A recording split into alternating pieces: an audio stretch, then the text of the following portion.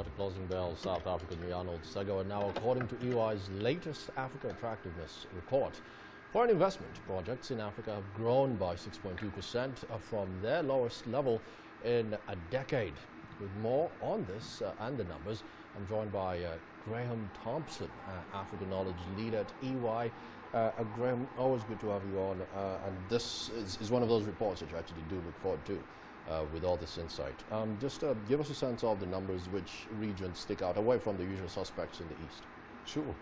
So actually interesting comment that, because what we've noticed for the first time this year in the history of us doing the Africa Attractiveness surveys, and this probably runs right back to 2005 data, you will actually see that for the first time South Africa has in fact not been the most rapidly growing market, and as a result our FDI has fallen back, it's slipped back somewhat.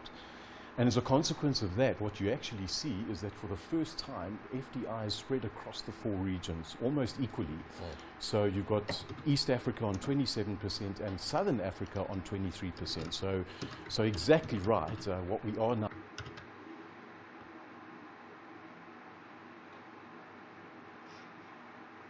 And as a result, our FDI has fallen back, it's slipped back somewhat. And as a consequence of that, what you actually see is that for the first time, FDI is spread across the four regions almost equally. So you've got East Africa on 27% and Southern Africa on 23%.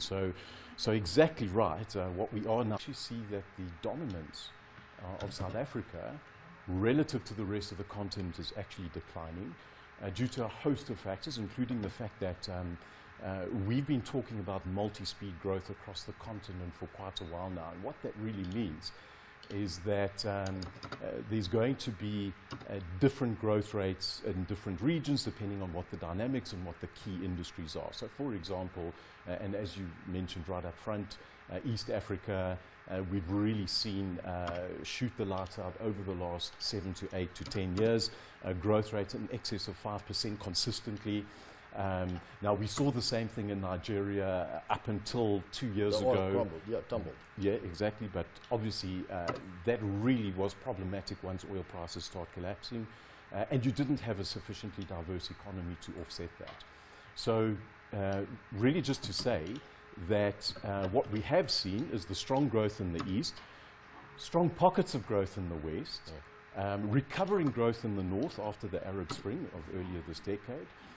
And probably quite I'd call them, we pretty much lagging that trend as far as South Africa goes, and we're pulling down the whole southern region with us simply because of our dominance in the southern region of Africa. Now, Graham, one thing that actually stands out in the report is you paying tribute to or recognizing the headwinds that the trade tensions in the U.S. and China, of course, what this actually brings to the table. But one might argue that if the big economies are having a scuffle, it's time for investors to actually run into emerging markets, the likes of South Africa.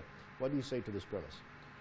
Yeah, it's a very tricky one. It's quite a complicated dynamic. It doesn't have a simple answer, but from the research that we've seen, the indications are that everyone gets caught up in this whirlwind, for want of a better word.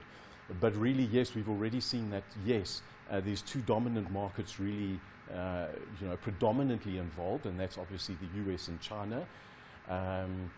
Having said that, you've seen, of course, the whole NAFTA agreement in North America really fall apart and reformulate. So that's already, another dynamic playing out. And I think on the back of that, what you're really seeing is you move into very uncertain times. And it's very difficult to keep supply chains operating in that sort of environment. We've already had concerns. We've seen some of our own steel exports to the US being implicated. So, we're already caught up in this. You're going to see shifting trade dynamics because, yes, you would argue on the one hand, China might look to make up for some of the export markets that they're going to lose out on in the US to other markets. I think the other contributing factor, though, is, of course, that because some of the larger African economies have been in recession, it's going to be difficult to really for them to really make up any significant part of those export revenues. But Graham, very briefly before I let you go, often we do hear about this intra-Africa trade number just hovering below 15%. Yes. Do you get the sense that this investment report also does cover intra-Africa investment figures? And if so, what are the trends here? Okay. Yeah, so really interesting question. In fact, what you will see is that South Africa is the major investor into the rest of Africa. Yes, yes. It has maintained that status in the last year, despite our recession, despite our very weak local economy.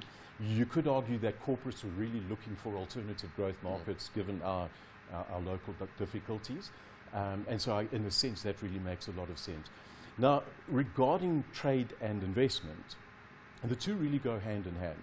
So what needs to happen is that if you're going to build trade continuities across borders more meaningfully, you're going to want to start investing in those markets because you want really to access local market conditions, because it means you don't have to transport stuff far across borders, etc. So it's a lot more cost effective. So that's exactly right. So that's why you've got this FDI really spreading from South Africa into the rest of Africa. Kenya is another really interesting example of being quite a dominant regional player, but very much focused around East Africa. They don't venture much beyond that, whereas South Africa's got far more extensive investment across the continent. So yeah, we expect that as that investment grows, so the trade will grow in tandem with it. Graham, many thanks for making time to speak to us. Of course, that point on Kenya, we do see with the banks, Equity Bank, KCB, all these other banks are reaching out to the rest of the region, but just keeping it in East Africa and not venturing out like is the case for South African players and organizations, not forgetting the MNCs. Let's take a short break. More closing on South Africa right after this.